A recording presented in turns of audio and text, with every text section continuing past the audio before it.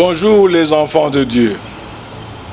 Que la gloire du Seigneur Jésus soit encore avec vous. Ici, là, nous sommes toujours en train de vous parler de la prière.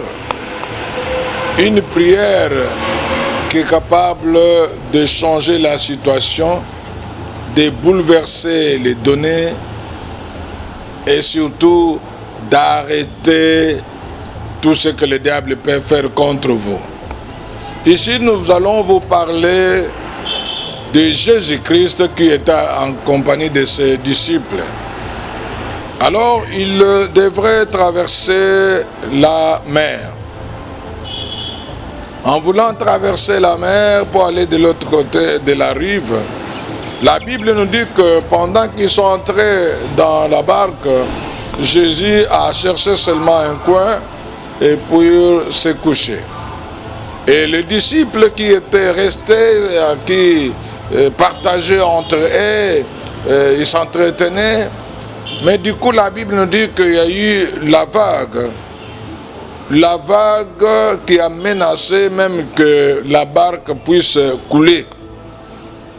À cette menace-là, pendant un moment, les disciples se battaient pour déverser l'eau qui entrait dans la barque. Et ils l'ont fait plusieurs fois et jusqu'à ce qu'ils étaient fatigués.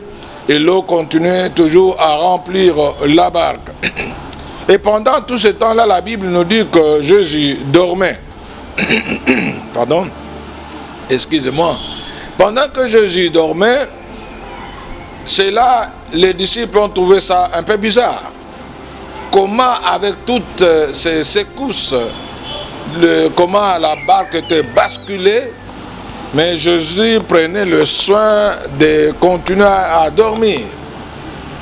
Alors, ils se sont approchés de lui quand ils ont pensé que c'est un homme qui opérait des miracles pour les réveiller.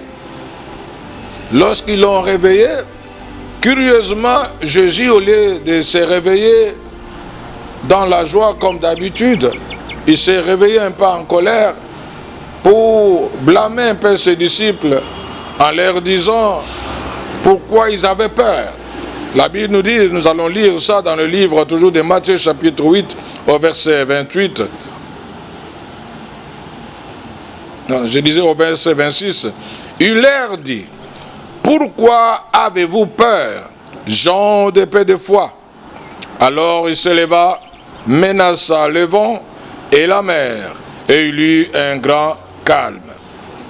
Mais bien aimés dans le Seigneur, ces gens étaient désespérés, le disciple était désespéré. Mais l'homme qu'on a réveillé, il va leur traiter des gens qui avaient qui n'avaient pas assez de foi.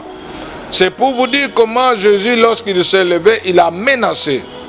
Il a menacé le vent, il a menacé aussi la mer.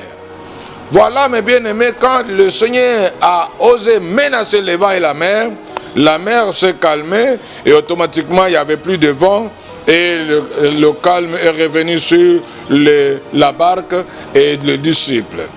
Pour vous dire qu'il y a lieu qu'un enfant de Dieu menace les effets de l'ennemi.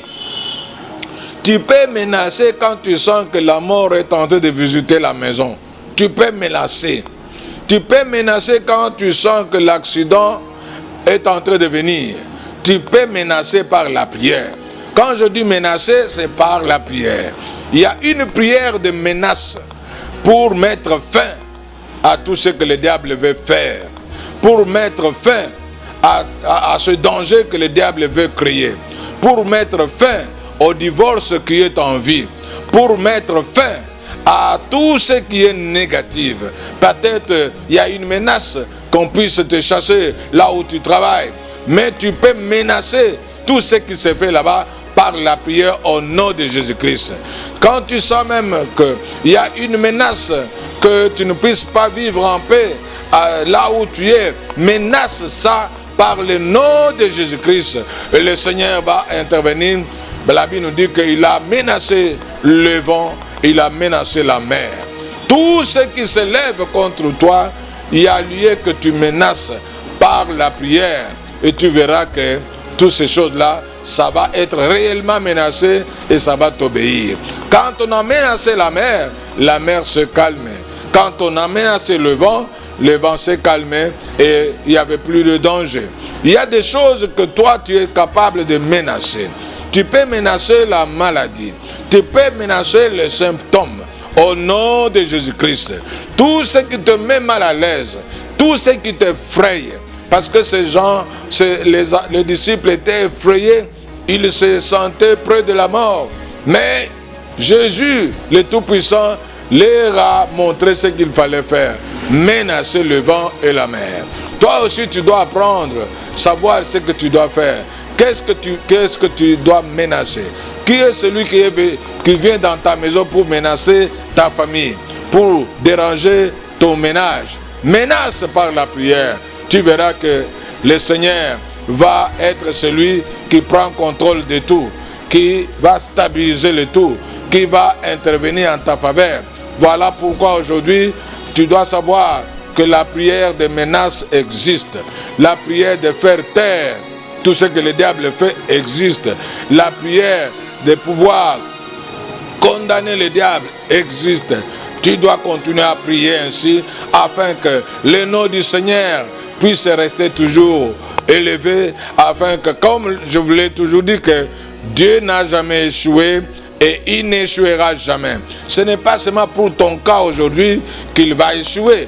Voilà au moins le Seigneur a permis que nous puissions partager avec vous, prier pour menacer tout ce qui se lève, tout ce qui est négatif. Jésus, ce jour-là, a menacé d'abord les vents et la mer, mais aussi les disciples, parce qu'ils n'avaient pas assez de foi. Tu es appelé à avoir la foi nécessaire pour les cas auxquels tu es confronté. Et le Seigneur interviendra en votre faveur. Soyez toujours bénis. Soyez vraiment connectés. Cherchez toujours à partager,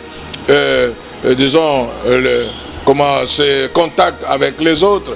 Partagez avec eux, qu'ils puissent comprendre, quels que soient les problèmes qu'ils ont, mais il n'y a qu'une prière de menace pour menacer ceux qui se lèvent contre eux. Ce qui se dit contre eux, il y a lieu de menacer au nom de Jésus. Soyez bénis.